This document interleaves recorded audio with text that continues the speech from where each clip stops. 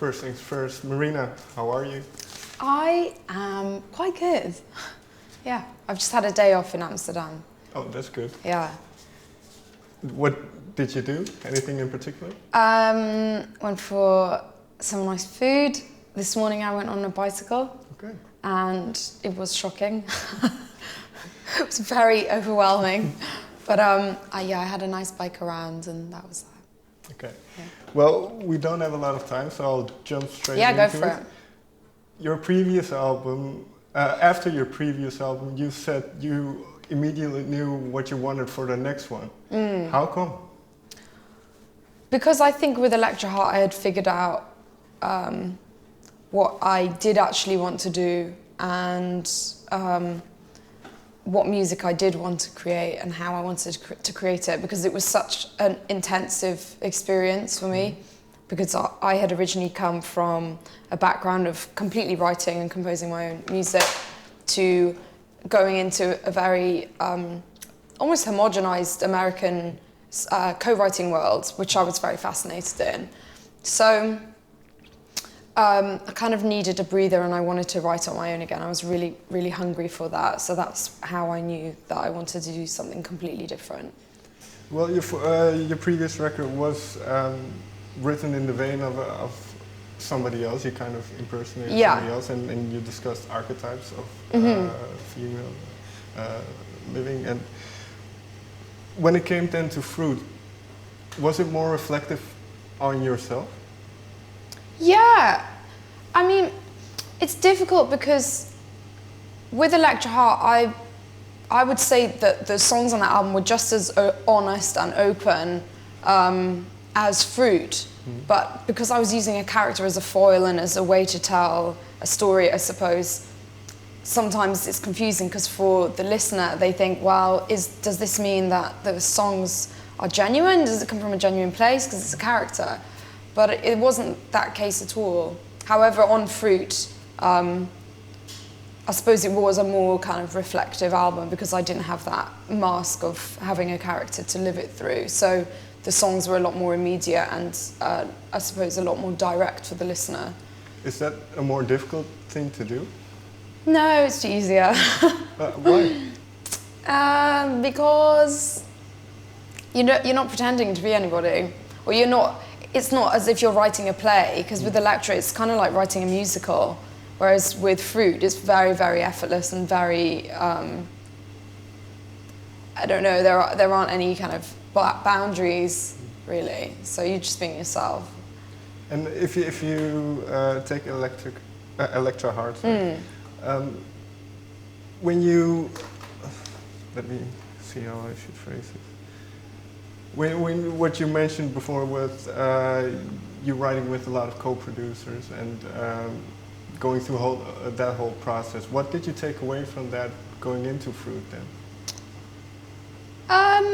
If anything. On a creative side, it definitely wired the way in which I thought about songwriting, because previously to Electra Heart, I had reached a point actually with songwriting where I felt a bit limited because I was just writing on keyboard and writing in a way which was very slow and disjointed because I was doing melody, lyrics and key composition or chord progression composition at the same time. Whereas with Electra Heart, I was being given instrumentals quite a lot, like beats. So you'd put the beat on your GarageBand and then you would just do the top line melody. And I found that I was writing in a completely different way. So then when it came to Froot, I would write the instrumental myself first, as those producers were doing, and then I would sing on it. So it was very much an electronic way of doing things, even though the final result was very, natural and had a lot of live musicians on it. How do you distinguish, what do you see as the differences between the writing styles then? Do you see a difference now that you're writing in this different way? In terms of lyrics or even music? Oh, I don't know. I mean, Electra Heart was very pop and it was very much a reflection of contemporary pop music. So it's different to Froot because Froot doesn't pay any attention to that. For example, the song Froot is almost 6 minutes long, which just wouldn't fly on top 40 radio. and the structures are more unorthodox and more experimental. So there is a little bit of a difference with the songwriting style itself. Was this a conscious effort? Because you see nowadays in pop music, not a lot of people write their own stuff, and not a lot of people kind of control their creative output. Yeah. So was it important? Was it a conscious decision to write alone? Well, do you mean? Yeah, and what you mentioned earlier with the structure. Right. Yeah. Actually, not to fit that typical. Actually, pop no, mold. it wasn't. Okay. It wasn't, because in a way, the thing that I respect about pop music is that it's so instantaneous, and it requires a really high skill to be able to edit your own work and be like, I love that hook, but it doesn't fit in this song, so I'm getting rid of it. That is tremendously hard as a songwriter. And so in regards to Froot, I didn't want to adhere to that, and I wanted to write the music that I wanted to write. So it wasn't like I was trying to write weird chord structures or anything. It was actually just writing the music I wanted to hear. Okay, and because there are also a couple of songs that deal with topics that you wouldn't generally hear from pop musicians, like Savage's Immortal maybe.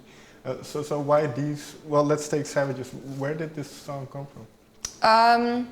From a newspaper article initially that I was reading about the Boston bombing, and the journalist had mentioned that it's so hard to understand and to accept that one man can be running a marathon to, raise money for charity to save someone's life, whilst another man is busy making a bomb to blow these people up, who are running the marathon.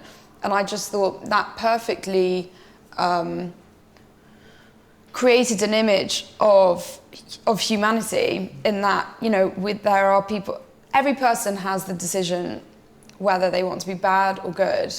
And that really interests me, because as soon as you take judgment away from things like rape or terrorism or war, greed with money, I think you are left with, I suppose, a way of looking at human nature as it is. So people will always want to kill other people, will always have war, I think. There's always, I hope not, but there's always has been rape. And those are things that are unpleasant and hard to accept, but they are inherent in man. So that's kind of what the song is actually about, and what I'm interested in exploring. Does writing these kind of songs help you get a better understanding for yourself about how the world works? Yeah, that's why I write. It's not because I'm a signed artist or for any other reason. I just write because I want to sort my own thoughts out, or I want to find out how I feel about something so that I can relax in my head.